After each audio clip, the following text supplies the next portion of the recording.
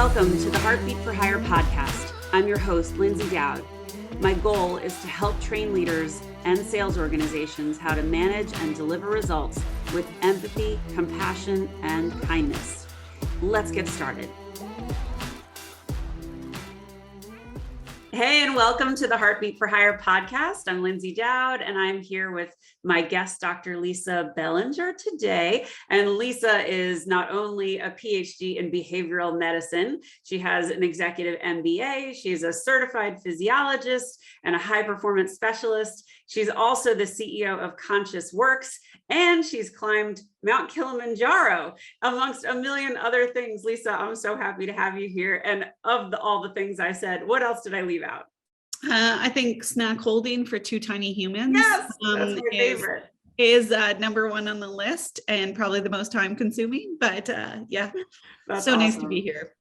Oh yeah, I'm so glad you're here. I mean, we have a lot in common. I know one of the things that you've done is you've worked with a whole bunch of companies and you've examined their culture, and you know that is my sweet spot and my passion. So can you just share some of your observations and the things that you've found over time and kind of the role that culture plays in an organization?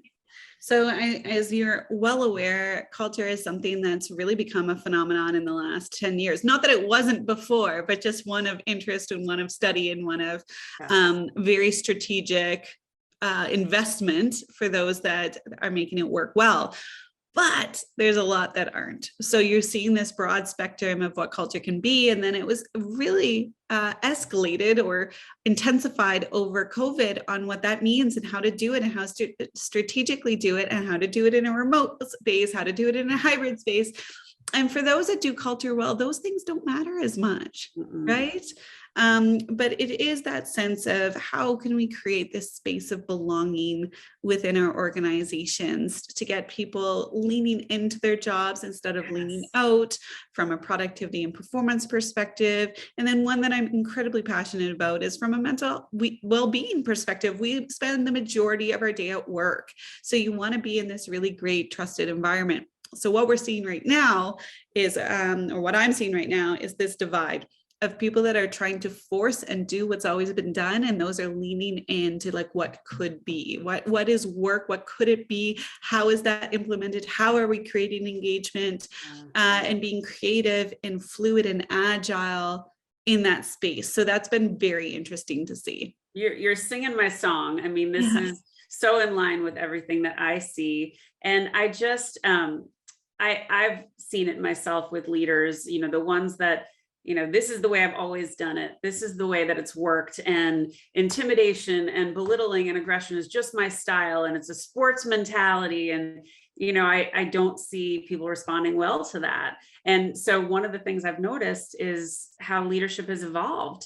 And just like technology has evolved and language has evolved, the way we refer to people has evolved. What have you seen with that sort of stuff? I mean, are you seeing leaders take a different stance and a different approach now? Absolutely. And so certainly they're still holding true. Some are still holding true. And I often use sports analogies because we've recreated sport and that's been done arguably quite quickly. And I'll just give you one example. Please. Every physiologist, every coach understands the importance of rest days. These are so important as how you train. And yet, and that is the same for work and stress and like how we view that. Is to sprint, you need to be able to recover. To marathon, you need to be able to recover. So whatever your work style or demands, recovery is so key. And yet only some people are willing to talk about it or invest in it at all. Oh, true. For leaders specifically, I do see a change of heart. What I don't see is a change of skill. So we need different skills. Empathy is a skill. It's a learned skill that we can develop and we have to learn and we have to practice. But that involves teaching and training. And we're asking people to lead very differently than what their leaders did. Yes. So they don't have this modeling approach to how we often learn at work. So it is more of a conscious effort to train in these skills. And that's something we've done as ConsciousWorks to literally be like, here's key skills we know are needed in this flexible work from anywhere environment. But we need to actually give those to our leaders instead of saying we need different, good luck. You know, I totally agree with what you just said. You hit on one thing, and that was, you know, rest days. And after a marathon or after a triathlon or whatever, you need that recovery. And in sales, there's no time for recovery, and leadership doesn't allow for it. Yeah. And you got the $10 million sale that we needed. Now what? And I always kind of struggle with leaders that are like, I don't have time to have conversations with my team. Well, probably don't have time to be a leader then, because you're just a manager. Well, even if you're a manager, not to be so crass, but you have so many brains working for you. They require, I'm going to say, maintenance. So that could be everything from recovery days to meaningful conversations, to reprioritization, to check-ins, like whatever that is. And it's literally the equivalent. And I've just done this. I don't have time to take in my car. It needs maintenance. It will punish me if I do not. And it is the same thing. And what we're seeing is a lot of companies make their success based on burning out specifically their junior employees. Like, how much can we get out of them? Yeah. We now, with recruitment or attainment difficulties, it is literally about sustainable work. Mm-hmm. So if you put and invest all this time, energy, effort to training this individual, why wouldn't you want them to work sustainably? Well, and when you take the time to stop to get to know them and to understand what they need. I mean, I love the question when I ask, how can I be the best manager for you? And you get wildly different answers across the board. And your people that are really tenured are going to be like, I need an escalation point. And can you manage this one senior relationship because he wants someone above me? Or I need to role play. I need to practice before I go in front of a customer. Or I don't think I'm in sales. I think I want to be doing something else, but I'm not really sure. Like, these are the answers I get all the time. And I love that, because it helps me understand them better. It helps me meet them where they are. And then when someone asks me what's going on in the field, I'm able to say, well, let me tell you, because I know. Exactly.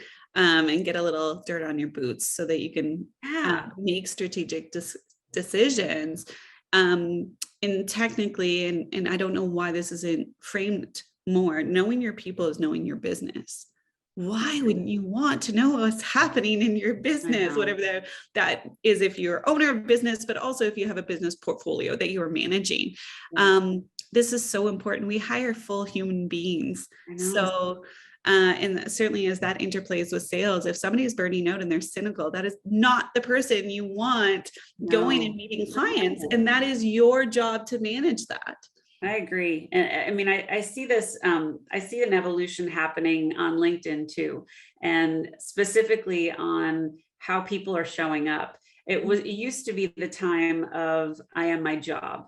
And so I am vice president of XYZ, or I am project manager of this. And now what you're seeing is, you know, passionate lover of all things sales culture, dog lover, mother to two, or snack holder to two tiny humans, you know, those kinds of things, because it's endearing and it's showing there's more to you than the role.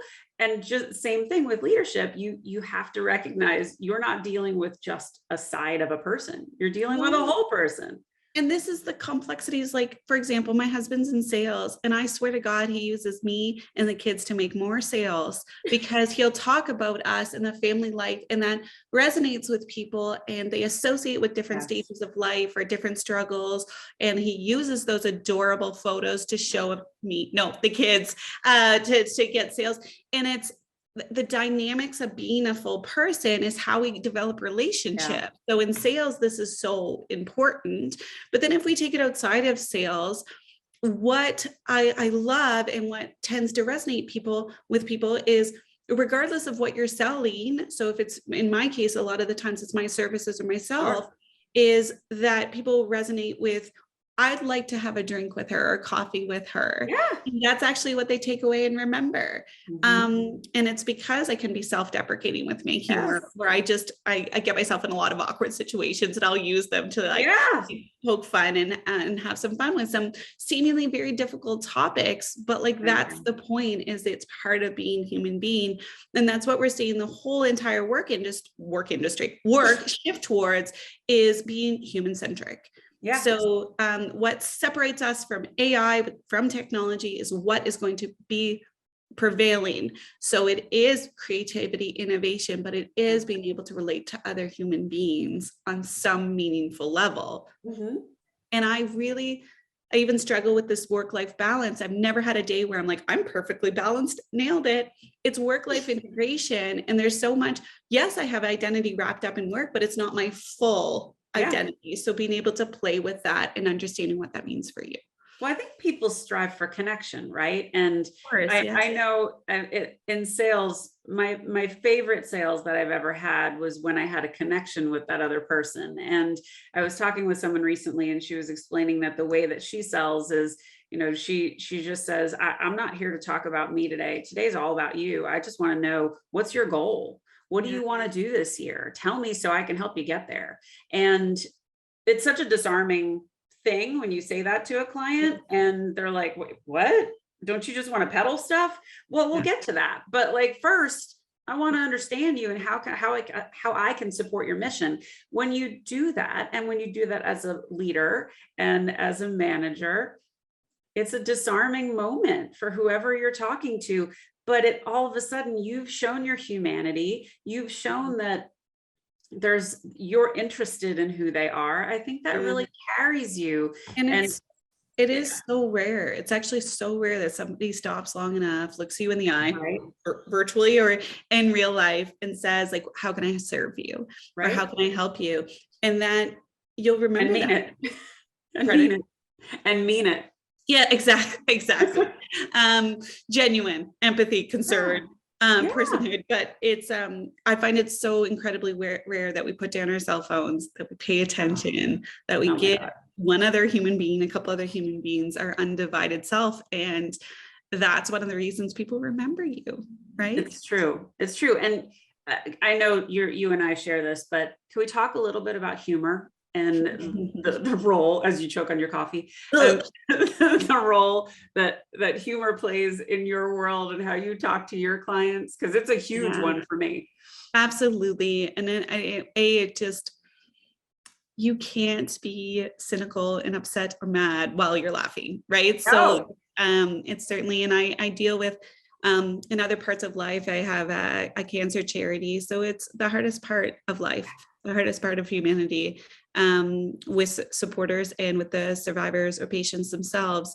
And certainly it's a relationship I develop before I get too humorous, but it's something that, what else do you have, right? To deal with the crappiest parts of life is having a sense of humor about it.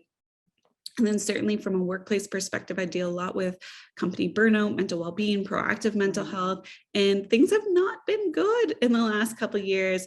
To be able to develop that connection and use humor to actually decrease stigma and make people enjoy talking about a topic they tend to lean away from, has been an absolute asset to be able to create these meaningful conversations that we also desperately need. Now, the thing about humor at work, and I have some people in my circle that are actually experts in this, and the way that they talk about it too, people are nervous about being humorous at work, but there's some really safe avenues or like rules to follow. And one is always punch yourself or punch up. And what I mean by that is take humor with leaders, take humor with those that are higher or in the org than you. Don't ever punch down. And there's a lot of different ways to view that, but essentially I think it's a great rule to follow. And like I said, I often use self-deprecating humor because it's very safe. And again, I'm just generally awkward. So that's very helpful there. I provide myself with a lot of material. My husband will say the same thing. He provides a lot of material as we go forward. And then that concept of in tense situations, one of your most valuable assets is simply to say you don't know what to say, or to use a little bit of humor to be able to break the ice and welcome other people into a conversation. So it's a tool you have that you can start using and leveraging. But again, as you walk away from any interaction, somebody's going to remember how you make them feel, not what you said, not what you did, how you made them feel. So certainly laughter is going to be, like I said, you can't be mad, you can't be cynical, you can't have these negative emotions if you are laughing. I know. And I'm a very observational comic style. So, and you travel a ton, so you get so much fodder to work with. I mean, I know for me, every time I came home on a trip, I'd have some outrageous story of something I saw, or somebody schlepping through the airport with like a laundry basket on a leash, or crazy things like that, where you don't, that's easy because that doesn't upset anybody. It's just, this is what I saw and it's what I observed. And there's certain parts of life that everybody identifies with, and there's some comics that do a really great job of that, to be able to be like, these are some of the most vulnerable moments. But like, to your point about travel stress is a category unto itself. But it is. You have to find the funny. You have to find the funny. There's no other, exactly. And I love associating with other travelers. For example, it's like that human connection point. Yeah. When you're, you just found out your flight's delayed for 24 hours. There's no good part of that. So just being able to find humor and solace in others. Right? Tequila, anyone? Yeah. Who likes tequila? Let's go. Yeah, I think it's just another form of connection. And I think I see leaders struggling sometimes, like in sales, I see a lot of people that get promoted because they crushed it as a rep, and they get promoted to a manager, and really they don't delight in the success of others. So they find themselves in this position, and all of a sudden now everyone's saying, well, you need to be a compassionate leader and you need to show empathy. And they're like, well, how do I do that? Well, tell some funny stories about the stuff you just saw. Find a way to relate. So you talk about dogs. That's about the easiest topic there is. Kids. Summer camp, the weather. I mean, there's just some very easy entry ways in. Although weather, I think people can get very negative and very like, which is not really attractive. And I know you're talking about this in this specific situation, but also the same is true for cross-cultural teams. Yes. When you get cross-cultural teams with different influences, whether it's nationality, whether it's beliefs, whether it's politics, whatever it might be, being able to find commonality. And these are these human things you're talking about: children, dogs, stressful travel. Like these are all like kind of universal truths. Parental guilt. So one of my favorite questions to ask is about somebody's kids. And I'm like, do you still like them, or are you planning to keep them? And of course, like, you get that initial laughter, but it opens up a conversation to cute stories or to like whatever it might be. And regardless of situation, people are pretty damn proud of their kids, even if they're struggling at that time. So it's absolutely wonderful to hear about. And then it opens up that I can talk about mine, and well, there you go. Then we got stories for days. Yeah, there we go. Stories. I mean, I did an exercise when it was in the pandemic, and I think leaders were really struggling to find ways to connect their teams. They were really we had a myriad of cocktail hours and coffee hours, and people it was overkill. And before it was complete overkill, I did this Kahoot with a very big team that I had. And Kahoots are these like multimedia, there's video, there's music, and it's like multiple choice questions. And so I had everybody send me one fact that nobody knew about them. And so it was these multiple choice quizzes. And one of the questions was, this person has visited every major ballpark in America except one. And it was 3 men and 1 woman for your answers, and everyone picked the guys, and it was Marsha, it was the woman. And they're like, Marsha, no way. And so all of a sudden there's this opportunity to connect with Marsha. And it was, a 30-second thing that everybody saw, everybody remembered. And now all of a sudden you have a talking point with Marsha. And there was 30 of these or 50 of these, like, and you're into hard rock. In a million years, I would never have thought that, and those little things create that connection. And like you said, we work 70% of our lives is with these people. You might as well like them, because you got to spend all this time with them. And I think so. One of the ones that I've heard that I absolutely love, because another kind of universal truth is food is amazing. Yes. Is people anonymously submitted pictures of their refrigerators, and you had to guess whose was whose. And I loved it because it created so many conversations that centered around food. And with these conversations, I've seen teams take it offline, create cooking classes, create like different ways to enjoy food. Oh, you like ice cream? Me too. Have you tried this one place? Right. And so anytime you can create these commonalities, these talking points, these invitations to connect is so valuable. I love it. And I think that's what people are hungry for. And it's what leaders are hungry for. I think the leaders are stuck trying to figure out, how do I do this and my job? And what they're not recognizing is it is your job. And that it's such a, like you said, they require training. They need, and this is the point I was making earlier about evolving as a leader. You know, if you were a great leader 10 years ago, are you doing exactly the same stuff you were doing 10 years ago? Because everything else has changed. Right. Why wouldn't you? And you got to dust off the tool set. It's so important. So what kinds of recommendations do you give to leaders that want to make these kinds of changes? Because I imagine you have a few up your sleeve. There's a few things leaders can really do to open that door. And you talked about them in different ways. So I'm going to give a few different examples. One thing that's so prevalent across the world right now is burnout. And I hear leaders all the time being like, well, they can tell me if they're burnt out.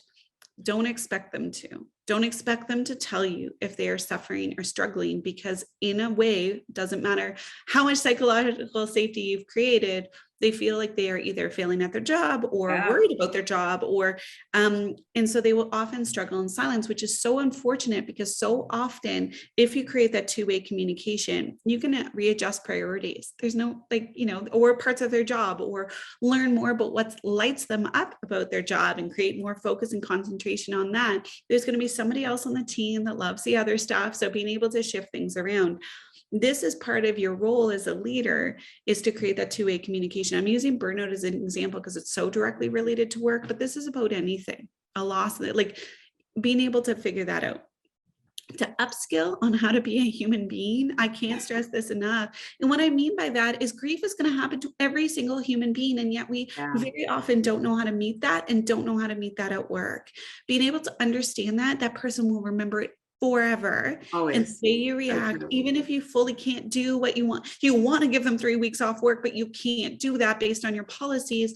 That's okay. They're going to meet you to the level in which you are human. And that discussion is going to be something that they'll forever remember in that period of distress. Well, and even if you can't give them the 3 weeks, you can say, listen, take the time you need. We'll cover you. Like that. I think that's just so important. And truthfully, you're going to get people that will perform better for you. I see this a lot in just in the way physicians our maternity, paternity leave is a very weird thing. Like they just, so many layers of bad. And what the leader reacting to maternity, paternity leave will create an employee for life. Yeah. You have support during that period of time. So true. And so I've seen this met in wonderful ways and met equally in terrible ways. For example, a male taking paternity leave, both him and his wife are ER physicians. So she took the first bit, I can't even remember how long it was, and then he took a bit, and they've referred to it as a vacation. He will remember that forever, instead of being respected for his role and what he is doing at that time. These are cost-free ways to make people valuable. You know, that's so little. Just by using the wrong word, they tainted it forever for him. That's just terrible. It's so true though. When you can provide the right lens for someone and demonstrate support, I think grief is a major one. Lord knows we went through a lot of it during COVID, but even, mental health, like you just hit on, having those check-ins and being able to say like, what kinds of things are working and what's not working, and tell me, and research them yourself. So Google's your friend here. When you say like, how do you manage somebody with depression? Some of the small tools that you'll receive just based on Googling alone, make sure it's a trusted source, but it'll be things like give them small tasks instead of full picture. That is much easier to digest. Talk about flexible work arrangements, but make sure you do check in regularly. Actually increase the amount that you check in, because one of depressive symptoms is to pull away.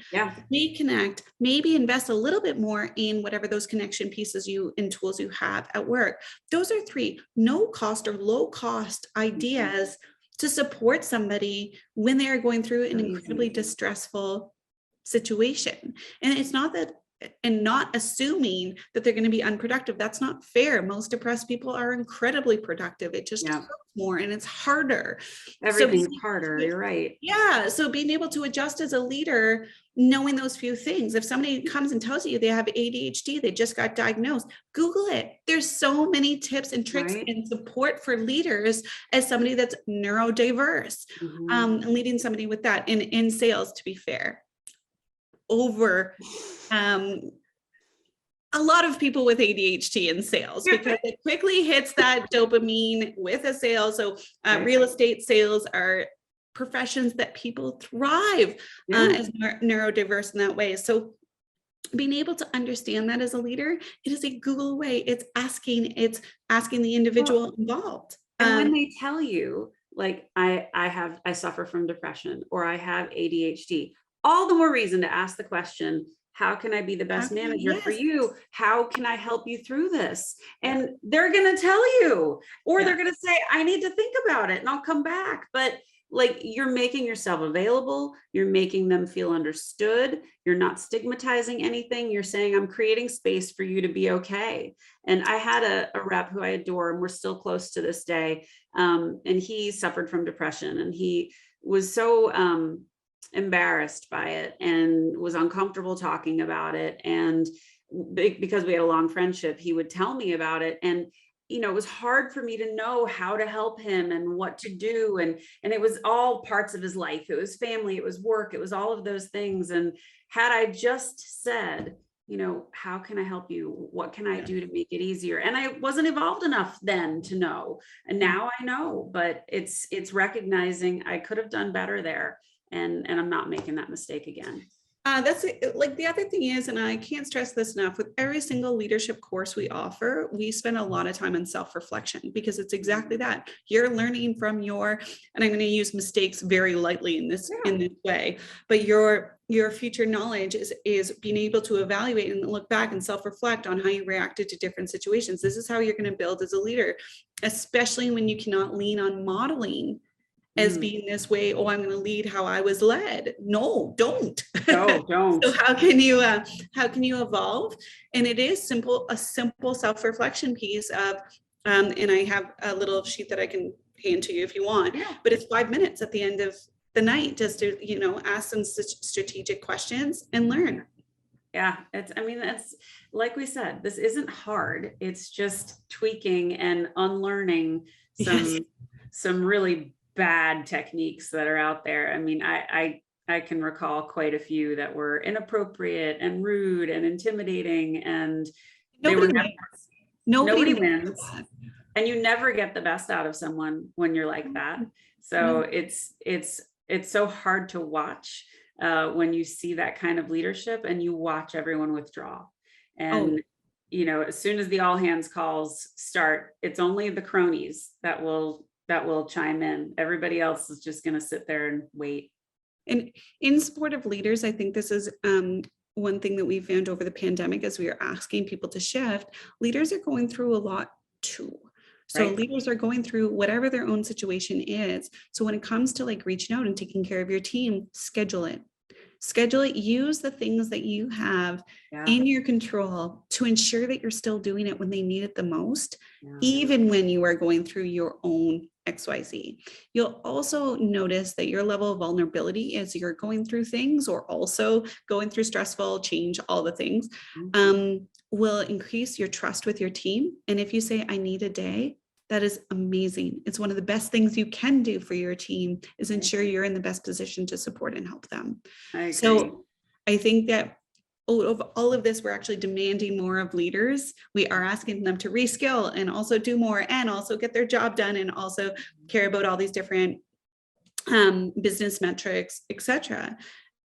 But the truth is there's a way to do it that you're actually helping everybody involved and making time and space, but make it as easy as it is possible for yourself by scheduling these one-on-ones, by knowing the questions to ask, by listening, by taking notes, by that's those quick 5-minute self-reflective pieces, is you'll see yourself evolve as a leader and everybody wins when that's the case. And don't you feel like when you can make those connections and you can build the trust and you can create the camaraderie, it feels lighter, it feels easier. Well, people work for you. Does that like I know certainly when I've been leading really effective teams and I need the support for a few days, few weeks, it's there. So it actually makes my job easier in a way to know you can ebb and flow in that way. And this is the whole point of having a team, is that no matter who it is, we got you, right? That collective we. And so as we go forward, that idea of team care is everything. It's not up to an individual to perform self-care. And what I mean by that, yes, there's behaviors that you have to do for yourself, but self-care is often dropped when it's needed the most. So we as a collective can help support and keep people up to this when things get hard, when things are really challenging. And so just thinking of it a little bit different, that it's all of our responsibility to take care of each other. It is. And I just feel like you're creating the space that you want to live in when you make those connections, and everything becomes richer, everything becomes more personal in a good way. Think of an employee disengagement. Why would you ever want somebody functioning at 70%, 50% of their capacity? Nobody wins. They don't feel satisfied at the end of their day. No, and it's just a job. Yeah, you don't get, I've talked to a few people. Passion's one thing for your job. I like people that are like, I care enough. That's what we're asking for here. But getting people to lean into your team will get you so much farther. I agree. Than burning people out and like trying to flip them over as quickly as possible. I feel like you and I are in the midst of a paradigm shift as like corporate culture as we've known it versus what it's becoming now. I mean, I think we're both having these conversations on a pretty regular basis of this talk of change, this talk of recognition of people and who they are and why it's so important to help them be their best. I enjoy seeing this change, and it's kind of why I started this company. And I'm curious, for you, for ConsciousWorks, who are the kinds of people you're talking to? Like, what level is your customer, and who's what kinds of customers, or what kind of companies are you working with? So we certainly have a breadth and depth of them. So for me, I like so much of my work lately has been around burnout, and now it's switching into reskilling. It's been really interesting because it was like resilience, then it was burnout, and now it's like reskilling. And helping cultures resettle, because what has happened with the great reimagination of work is we have so much turnover, and we're trying to figure out exactly what work is to us, to our industry, to our company. So a lot of the people I work with are senior level executives and working with company culture as a whole, and developing like learning and development plans, reskilling, what that looks like, and generally supporting their leadership teams. So I'll do a lot of group coaching with teams to try to reskill and to deal with situations as they happen, because what is happening in work is we don't have any answers. We're all scientists right now, where we're exploring, is it 2 days a week in the office, or is it 3, or is it fully back? Is it fully remote? But like, no one's done it before, right? Exactly. And so we're seeing the first studies come out. First one was out of Harvard, and they're like 2 days a week. And I'm like, yeah, within that industry and specifically with that crowd, to say that generalizes is simply untrue. Then we have a whole breadth of experiment around the 4-day work week. And I'm like, that's fantastic. But how are you reimagining meetings? So that's not a time suck. How are you protecting time? How are you reevaluating the priorities? How are you supporting people and what the heck they do on their 3 days off, because that's actually what is going to fuel what they're hoping for is a productivity and a mental health increase. But examining this as a much more complex, it's not simply eliminating 1 day of work is like, done. Don't turn the 3 days off into prep for the 4 days. Or don't suck them back in. Or what is your communication schedule like? Do you have do you have boundaries set around that? Because junior employees will not make boundaries, and their number one stress outside of work is electronic communication. So it's really about looking at systems as a whole. And we talk a lot about policy, and policy is one thing, but create norms, create normative behaviors. We learn how to work from our leaders. We learn how to unwork from our leaders. So being able to understand your role in that situation, and don't ever send emails that say, don't respond to this till tomorrow. Like, you're making somebody think about it, it will be responded to, and then you'll probably reward that unintentionally, right? I had a woman that worked for me, and she loved to work, period. So she loved to work on the weekends. She was sending emails at all hours of the day. And I've had feedback that people are like, I got another email at 4 a.m. and she thinks I'm not looking at it, and I'm not looking at it, but I know it's there. Yeah, 100%. Bothering you. Yeah. And like back in the day when we had Blackberries and they flashed, this was like the number one stressor where I was in my career, and having that beside my bed and knowing it was flashing. We've certainly got so much better in our technology and delay send emails. It doesn't matter when you're working. It doesn't matter when you are working. You get to choose that, whatever your work-life integration works like or looks like, but having periods of non-work every single hour, and then protecting other people's period of non-work every hour. And that's where the team discussion and team norms comes into play on what that could be. I've watched a lot of leaders, if you're supposed to have like a 30-minute meeting, it's 25 minutes. Yes. Or if it's an hour, it's 50 minutes. And giving yourself that grace to use the loo and to go get a coffee or whatever it is you need, take a walk. I think that pause is so important. And like, who are we to assume that people could hold attention for that long anyway? Right. So like, and especially at the beginning of the pandemic, and I knew I'm absolutely one of these people. I'd have 8 hours of meetings. And then I'm like, one, I've lost attention in that meeting. They're not effective meetings. I'm not paying attention to the last 3 meetings. And when am I working? Like, when am I actually doing my job? The reimagination of meetings is so desperately needed. It is. And deciding like, and Lord knows we've played with enough technology. Oh, there's Slack, and oh, there's Zoom, and there's email, and there's whiteboards, and there's, the boards that we're going to put stuff on virtually, and, good ideas, but it ends up being more of a time focus because you need to learn it, you need to figure it out, and it's a challenge. So it's not perfect. We've got to work through it. But I do think as leaders, giving that grace to your people and saying, guys, have you been back to back? Take 5, get your coffee, use the facilities, come back, and then we'll start. Stretch, move, pet your dog, say hi to your kids, like do the things that fill you up. Couldn't agree more. I even had a client today be like, we're just going to add you as a guest to our Slack. And I'm like, oh no, please not. Please don't do that. Please feel free to email me and we will catch up on our weekly meetings. But no, I do not want an instant messaging, another instant messaging system. Yeah, that's you got to protect your boundaries and your time, and also make it valuable when you do engage. Because I know I had a leader who said to me, she's like, just so you know, they're going to take and take and take until you say no. And it was, I think, the difference between the seasoned employees versus the junior ones, they can't say no because it looks bad, and it's not safe for them to do that. And I'm trying to build a reputation and a career. So if I say that, what's it going to do? It's got such a bad look. But being that leader that can offer that grace to say, no, if you need time, I'll catch you up later. Yes, there are going to be those important meetings that you cannot miss. But you got to temper it. Not every meeting is so important. And that's where that leader can really help junior employees prioritize. Right.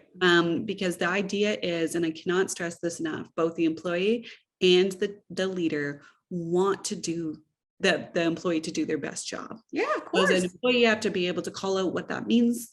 When do you do your best work, and be able to advocate for that? And as a leader, you should be understanding, being that scientist within yourself, and looking at how they work, to be able to both at the end of the day can be like, you did your job and you did it well, because that's what we're seeking.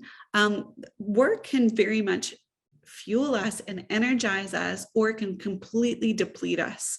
So being able to understand that, and as a leader, that is your job, to be able to serve those around you. You talked about having leaders that will say things and everybody kind of leans back and disengages. That's an energy suck, right? Like that is absolutely depleting the people around you, when there's a way to fire people up, motivate them, and excite them. And people ask me about motivation all the time. And honestly, it's such a weak human characteristic that you might as well create systems that actually support them. The next step is, if you want to learn how to motivate your team, stop demotivating them. Like stop all these bad behaviors. To me, the easiest one is recognition. And recognition is free. I mean, yes, you can do prizes and you can do awards and challenges and contests, but recognition is, okay, guys, I just watched Lisa do this call, and I have to tell you what I saw. It was outstanding. And Lisa, you're going to tell the team about it because I want your perspective, but give them that opportunity to shine. And even if it's someone that's not in your reporting structure, honestly. No, like I just felt really good with that. And I didn't do a call. You were making it up. And I felt good. Like that's, absolutely. Being able to call people out and give a virtual high five. And what I mean by that is, it could be a real high five. It could be a gift. It could be call it in a meeting. It could be so many different things, but so much of what we do is for social validation. So if you can supply that in any way, shape, or form. Well, and sellers are so competitive. Like they're especially, they're hungry to get that pat on the back, star, the commission check, the prize, whatever. But it's such an easy way to get people like, oh, well, I want to be featured on the next all hands call. So how do I do that? Next time you do a good sale, I don't care how big it is, it's your floor. That I think is an easy thing as a leader to do. And to be that kind of leader that sees it. And I think it's important to note, I know this is going a little beyond the scope of our conversation. I'm just thinking of some of the teams I've worked with. This is also a great idea to reward and highlight failures. So as much as we want to highlight successes, if you can highlight failures in the same way that people tried, did something innovative, creative, learn something in the process, reward it. Reward it as much as you can. But I think that's part of creating good culture. And saying, we tried something, it didn't work. And we fell on our asses and it was terrible. That's what we learned. We learned that this part of that big mess was great. So now we're going to take that part, leave all the rest behind and not make those mistakes again. And we're going to run with this. That's how you get better. And sharing those stories is so critical. So I agree. I don't think that's unrelated at all. I think that's totally in the ballpark. So Lisa, how do people find you? So my company is at ConsciousWorks.com. We're on all the social platforms as ConsciousWorks, and you can find me at Dr. Lisa Belanger. I love it. I have so enjoyed having you here, and I think you and I could go on for hours. So this is such a treat, and thank you for sharing all of your wisdom with us, and I wish you a wonderful day. Thank you so much. Thanks for listening to Heartbeat for Hire. If you like what you hear, I'd love it if you'd subscribe and leave a 5-star review. To keep the conversation going, you can find me on Insta or at LinkedIn at Lyndsay Dowd, H4H, or you can reach me at my website, heartbeatforhire.com. Thanks so much. Have a great day.